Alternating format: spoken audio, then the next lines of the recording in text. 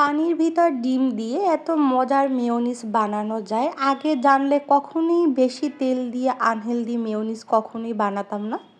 পানির ভিতর আমি একটা ডিম ছেড়ে দিলাম।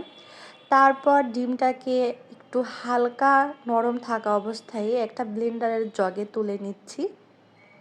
এর ভিতরে দিয়ে দেবো একটুখানি গোলমরিচ, একটুখানি চিলি ফ্লেক্স, একটুখানি টেস্টিং সল্ট এবং 2 চামচ গুঁড়া দুধ আর 1 চামচ চিনি।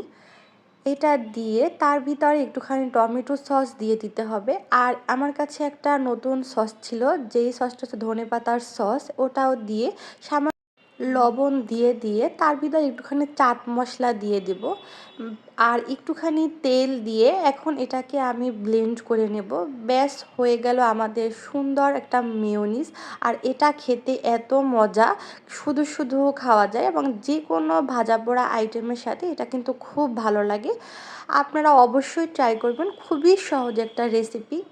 যে কোনো স্ন্যাক্সের স্বাদ অনেক গুণ বাড়িয়ে দেবে এবং হেলদিও অনেক। ওকে, আল্লাহ হাফেজ।